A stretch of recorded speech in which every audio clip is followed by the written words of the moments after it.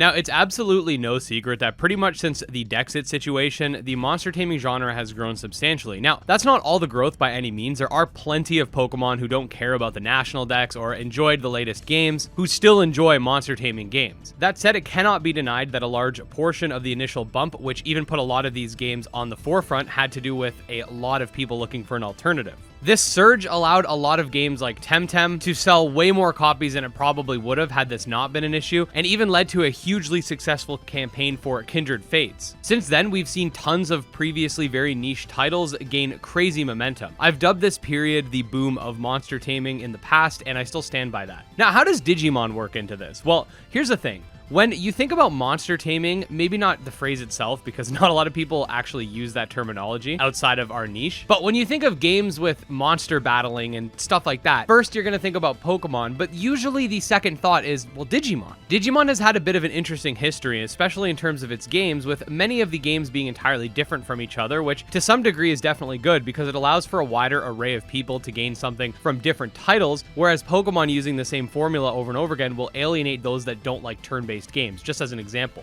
The advantage that comes with how Pokemon does things, however, is the familiarity that comes with every Pokemon game. It keeps people coming back and really has given Pokemon its namesake. You know what you're getting into when you buy a Pokemon game. You don't have to relearn entirely new mechanics and risk getting a game that you're not going to enjoy because it's just a different type of game than that in which you play. Someone who played Digimon Story Cyber Sleuth may very well not enjoy Digimon Survive when it comes out because Survive is a tactical RPG, whereas Cyber Sleuth was more traditional turn-based. Now, I know what you're thinking. Pokemon has tons of spin-offs, Pokemon Ranger, Pokemon Dash, Pokemon Snap, etc., and that's exactly true. But the entire franchise has revolved around the main series games. I feel like if Digimon did something similar, they could have had a larger amount of success. I'm not saying that the games have to be Pokemon-like in nature. I'm just saying if they had like a core formula that all of the Digimon media sort of spiraled out from, it could help a lot. I'm not saying the games have to come out every year. They could even have main series titles that come out with the same frequency of like a Zelda game. Anyways, that's not what I'm talking about when I'm talking about a missed opportunity when it comes to Digimon, as the title states. Sure, they could have done this, but that's neither here nor there. What I'm referring to is this recent boom in monster taming that, while Digimon seems to be taking advantage of via its Vital Bracelet, its anime series, and even its TCG, it's not really doing that in the games department, and I find that kind of surprising. Obviously, game development takes a lot of time. You can't expect them to just whip up a game the second it looks like there's a good opportunity, but it's been 2 years since this boom, and not only have we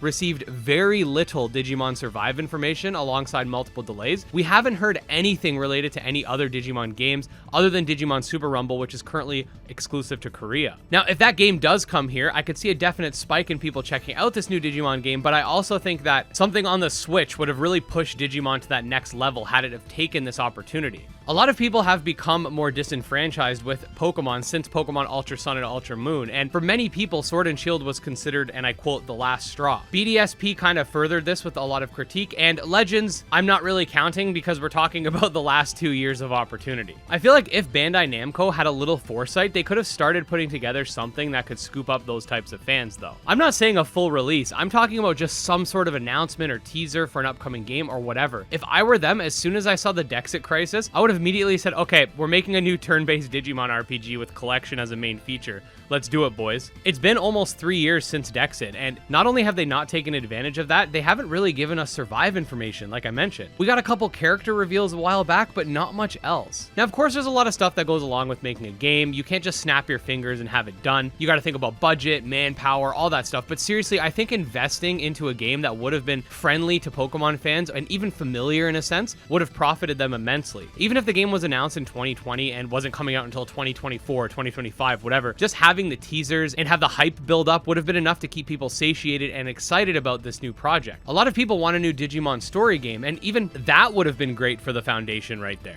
It's so strange being in a time when indie monster taming games are flourishing while larger monster taming companies are backing up. I've discussed this multiple times at length, but all of these games like Yokai Watch, Dragon Quest Monsters, Metabots, and more are missing a huge financial opportunity. This current world we're living in now, as it pertains to monster taming, is not the same as it was even 5 years ago. People are hungry. Even diehard Pokemon fans who loved Sword and Shield, loved BDSP, TSP still want these types of titles and want to play these games on top of their Pokemon repertoire, the amount of people who want to find something to replace Pokemon has also grown substantially. Who better to secure themselves as the next big monster taming gaming franchise to look forward to than arguably the second most popular monster taming franchise in existence? Digimon has one power that a lot of other monster taming games don't, and that's nostalgia and brand recognition. All of these new IPs are able to come out with these really cool games, all developed in-house by indie studios with monsters that nobody has ever seen before. So there's no emotional attachment to them beyond what you create in that game alone. Sure, the Digimon games have never been as popular as Pokemon games, but damn, everybody knows the Digimon anime. It was a huge part of a lot of our lives, and I think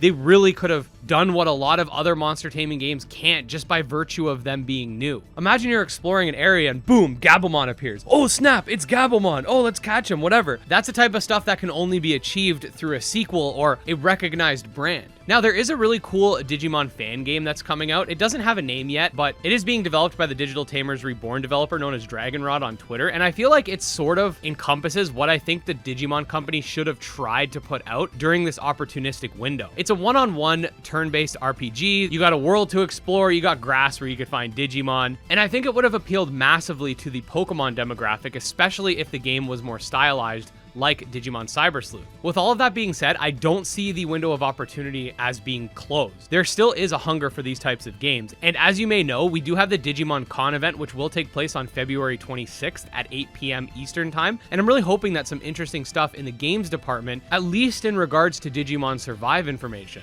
But other than that, I'm really hyped for that event, and I am going to be covering it extensively. I'm trying to see if I can get the day off work so we can stream it, but if not, expect a lot of coverage the next day. Now, quickly before I close things off, I want to say this video is not to say Digimon should just be Pokemon, because that's not the point I'm trying to make. Digimon has many unique aspects to it, especially in the games department, and I'd like that to stay the same. What I am saying is they should also try to appeal to the Pokemon demographic more aggressively with at least one of its many game series. I'm looking at this as a fan of both franchises and from a business perspective, and I think that would be a situation in which everyone would win. All that being said, if you are a fan of Digimon or just the monster taming genre in general, definitely subscribe to the channel because we put out new videos every single day. You can also follow me on Twitter at GymLeaderEd, check out my Discord, my Patreon, all links in the description. Also, just want to say special thanks to my patrons, especially Jim Hamilton, Stealcase, and Dark Persona. And with that, we'll see you guys next time. Peace.